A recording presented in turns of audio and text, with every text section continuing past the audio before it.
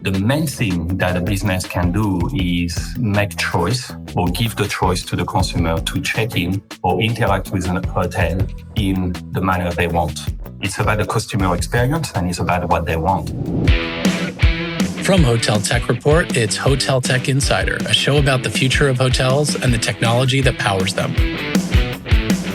On today's episode, we're talking with Matt Dybing, the co-founder and COO of Nuvho.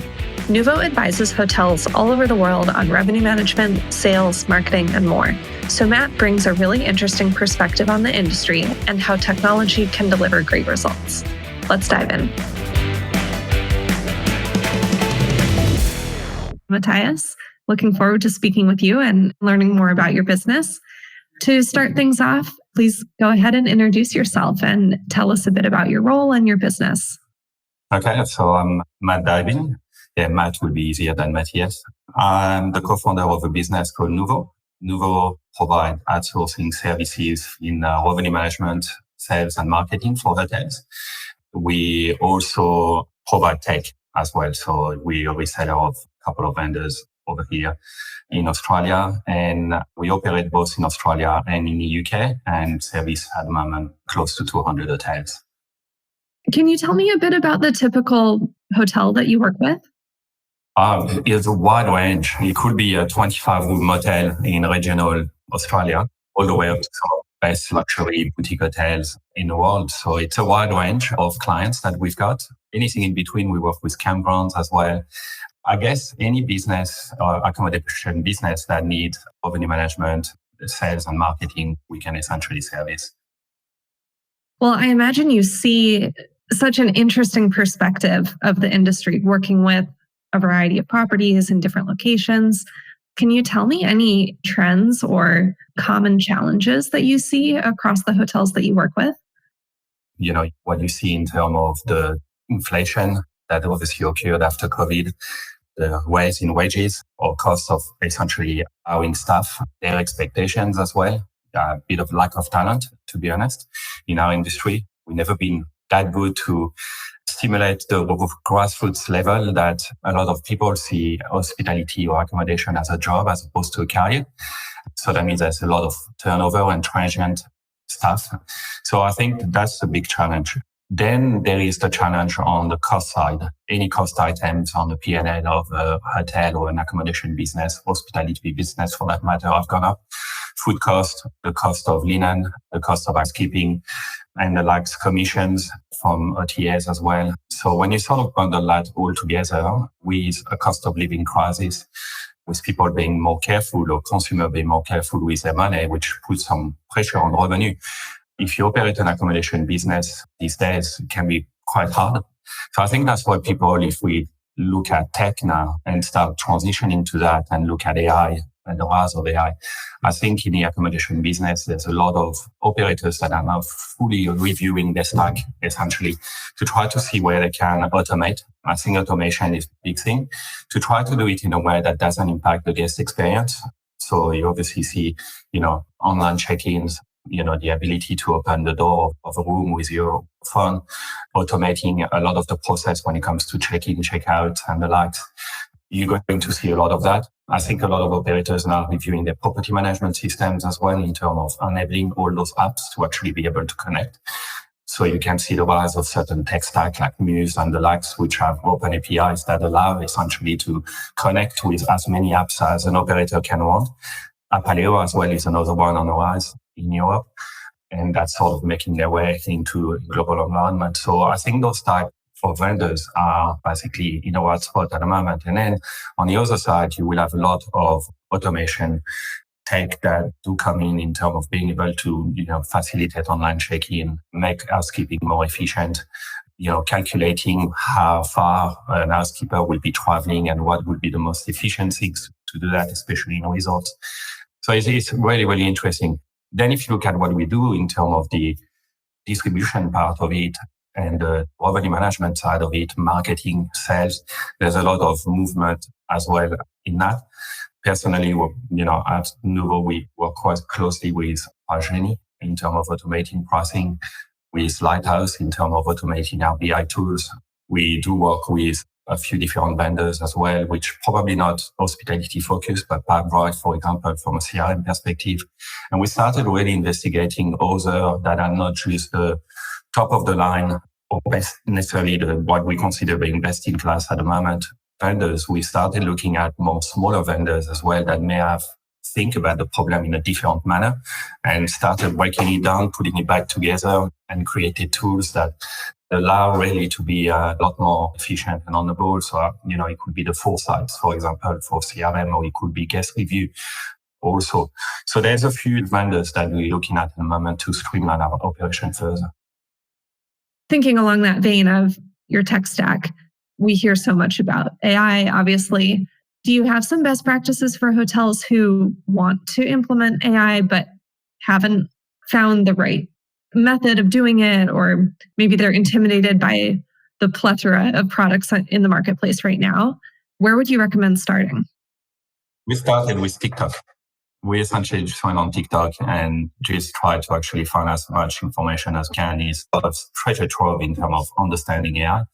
It's video content, it's short and snappy. But then after you can actually understand and try to read more about it. AI is not just all-encompassing world. There's different sections of AI. So really understanding those different forms of AI is really, really important. I think it's just for the general knowledge. So then once you've got that knowledge of understanding what are the key sort of AI components, then you try to evaluate within the industry if there are any vendors that are essentially utilizing AI for the industry. What are they doing with it? Where are they going with it? Essentially, that's important. Then it's, again, going back to the right vendors that you're using. If not, who are they connecting to? And are you willing to, again, change your tech stack to be able to allow this new technology to be in your business and to help your business? But I think it starts with really understanding what AI is, because that word is overused at the moment. And it sort of needs to be human, needs to understand what are the different components of AI. I'm curious if you have maybe one or two quick success stories you could share from some hotels you've worked with, maybe on the automation side, if you have a couple examples of something that you've helped a hotel implement or something the hotel has done to save time for their teams or increase efficiency. Would love to hear some examples. Yeah, one of the success story was we had a luxury lodge, or we work with a luxury hotel, and we've been for many years. And it's interesting because that links to leadership and a willingness to try different things. There were a couple of GMs that essentially initially were filtering everything to others and essentially were managing the business in a way they thought was the best, telling the owners what they wanted to hear, not necessarily what they needed to hear. Anyway, those couple of GMs essentially moved on and we got to talk directly to the owners. And the first question from the owners was, what can we do to actually perform better? Those previous GMs had a view that if you needed to maintain your brand equity, you needed to charge really high price. Just happened the consumer wasn't there, and the alternative in and around those property, that property 2 hours from Sydney essentially, was that the other hotels were better price, better value, and the likes. So we repositioned the property with the owner's blessing. The second thing was that we implemented a revenue management system that meant that when there was opportunity to yield, it was automated, optimized multiple times a day. The third thing was marketing. A property, luxury properties are generally need to be in market and need to be marketed. And they need to be aspirational. They need to be a certain language, a certain videography or photography. And they need to be active on social as well and build that awareness and have a regular media plan, not reactive, but more proactive. So planning ahead essentially for the next 18 months. So that's what we implemented from that. Now, the result for that is that the turnover is up 50%. Another thing that we did is we work with a colleague that specialized in outsourced finance, Camille. And Camille was sort of brought in by the new GM that he knew, and we sort of recommended Camille the services to actually come in and automate a lot of the finance part of it, finance systems, finance reporting, to really understand what was the ins and out of cash flow to look at where efficiency could be brought in and the likes. That property now is making money. They never used to make money from a GOP perspective. And that property completely turned on. The technology was one part of it, but you also need to have a philosophy linked to that technology. So there is an element of value for money for the consumer, being price positioned for the right level of demand, really thinking about running your own race. And then the technology can actually assist with that. At the end of the day, it's really getting knowledge as well, getting the right information. So from a finance perspective, those owners never used to get the right P&L, never used to get the right reporting on demand. And that was brought to them, and they were able to make the right decision based on that. So that's one part. I suppose the other part is with most of our hotels, we actually try specifically on the distribution side because the consumer is searching on OTAs. Our goal in life is to get those hotels on page one of Booking.com or Expedia. The reason is 90% of all visits or all searches and clicks happen on page one. And if the hotel is there, the hotel is the most visible. So it's better to be on page one than to be on page two. If I were to compare it to that analogy I made earlier about, shopping malls or shopping center, if you're on page one of Booking.com or Expedia, you are essentially in that Westfield shopping center in a prime location. You're not, and if you're on page two or page three of those OTAs, the consumer doesn't scroll as much. And therefore, it's like having your shop in suburbia where the foot traffic is very, very different. So we tend to do that. So we've got a certain setup that we set up for all our clients. We obviously look at optimizing content, optimizing the rate structure, optimizing the pricing positioning of the properties we look after. And then once we get obviously more clicks, which has the same conversion equates to more booking, that also creates more traffic direct. So what we make sure we have for clients is that they have the right website, they have the right booking technology to convert that traffic direct as well. We make sure that our clients also understand the key touch points that the consumer will touch before leading into booking direct, essentially.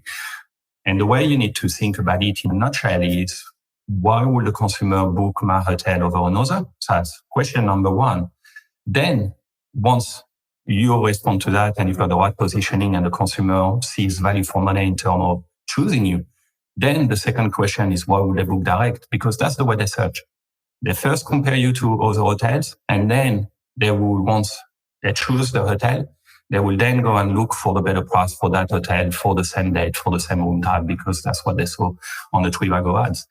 And so it's really important to distinct that is for hotels that think they should not be working with OTAs closely. I think you're making a mistake.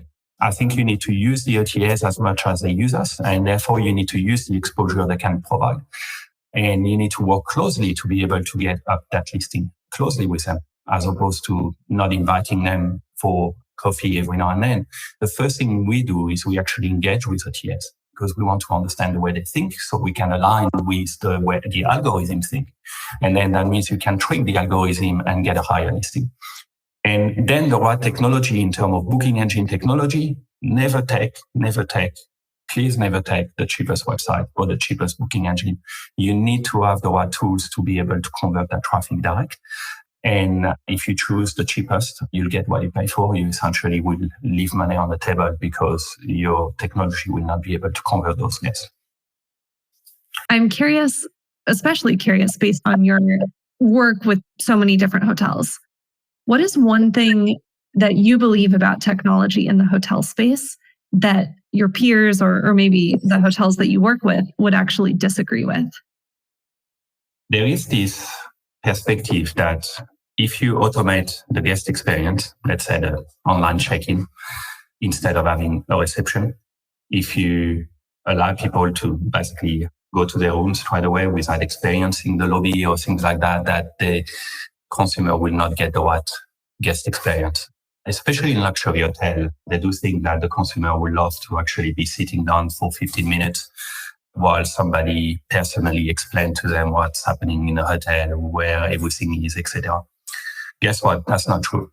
Luxury is choice.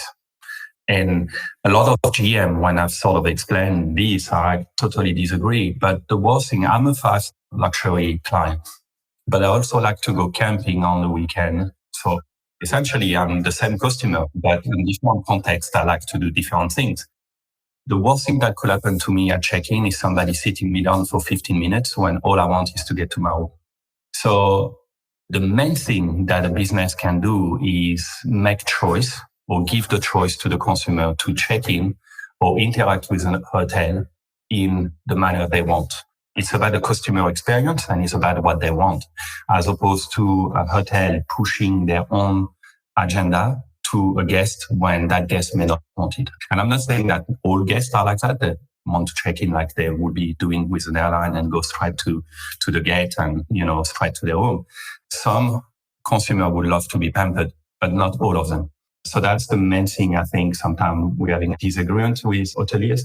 I think fundamentally also another disagreement sometimes that I have is on pricing.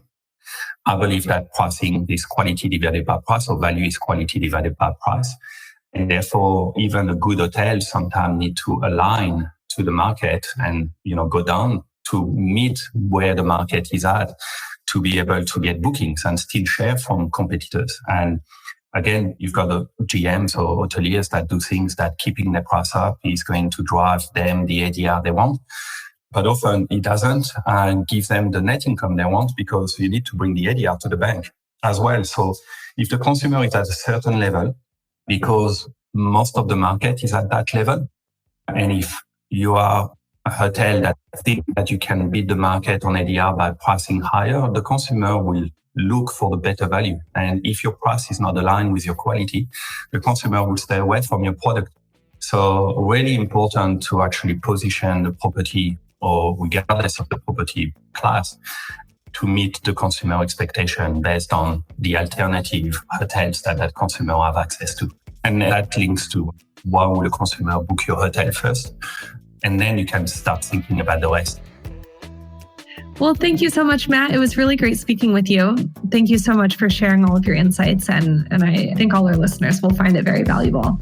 Well, thank you very much, Adrian. That's all for today's episode. Thanks for listening to Hotel Tech Insider, produced by HotelTechReport.com. Our goal with this podcast is to show you how the best in the business are leveraging technology to grow their properties and outperform the concept by using innovative digital tools and strategies. I encourage all of our listeners to go try at least one of these strategies or tools that you learned from today's episode. Successful digital transformation is all about consistent small experiments over a long period of time. So don't wait until tomorrow to try something new. Do you know a hotelier who would be great to feature on this show? Or do you think that your story would bring a lot of value to our audience? Reach out to me directly on LinkedIn by searching for Jordan Hollander. For more episodes like this, follow Hotel Tech Insider on all major streaming platforms like Spotify and Apple Music.